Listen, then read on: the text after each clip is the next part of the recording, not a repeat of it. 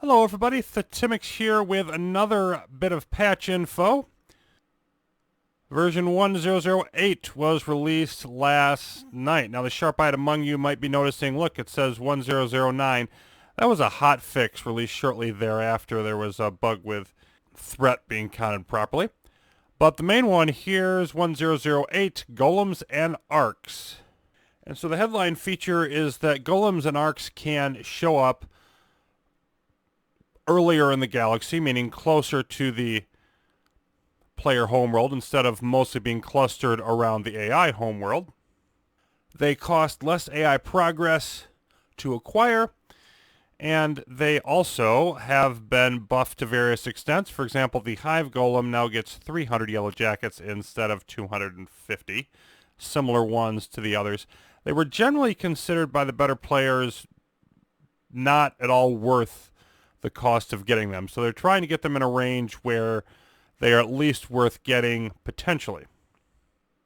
There's also some other things going on. The Outguard mercenaries have been increased in strength. No longer costs hacking to hire them.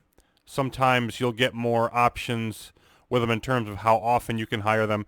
They do still cost hacking to grab the beacon, just not to get them hired.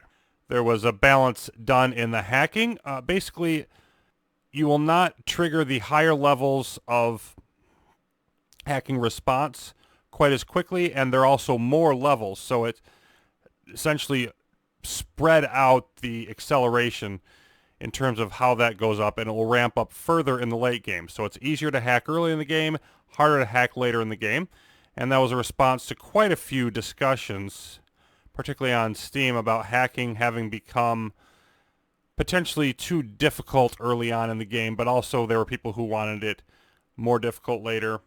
Another one of those things that will continue to be tweaked. There were a couple bugs also that got squashed. If you had the strike craft and the turret coordinators, you would get the benefit of both for both ship types. So you could end up having essentially, instead of 30% bonus for each, you could get 70% bonus for each by having both of those. That was not intended, and that's been squashed. The GCAs, Global Command Augmenters, another bug going on with that. They too often would have like one turret type and one support type, like extra tachyons or grav or tractors, arrays, minefields, etc. Now they will tend to mostly have what they were supposed to be intended for, which is two types of turrets, but still occasionally having one turret type and the one support type.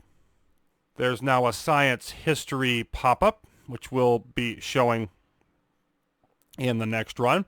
But that basically, just tracks your history like with the AI progress history or the history for hacking, etc. It tracks your science.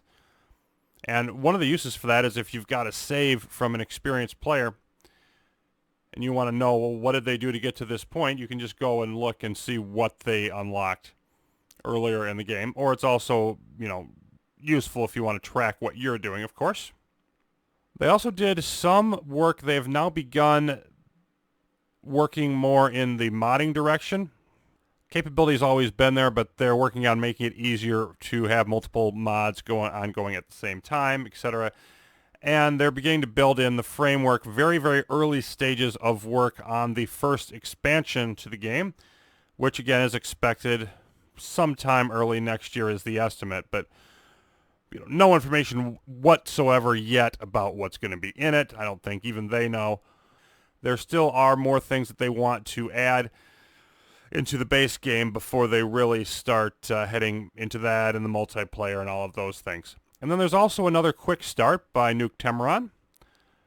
It's under the community tab and Nuke Subsidiary. So you've got a big realistic circle, 80 planets, and then you've got 3 AIs. You've got a defensive level 7 AI and 2 aggressive level 4 AIs. So I would say moderately difficult, not particularly difficult campaign overall.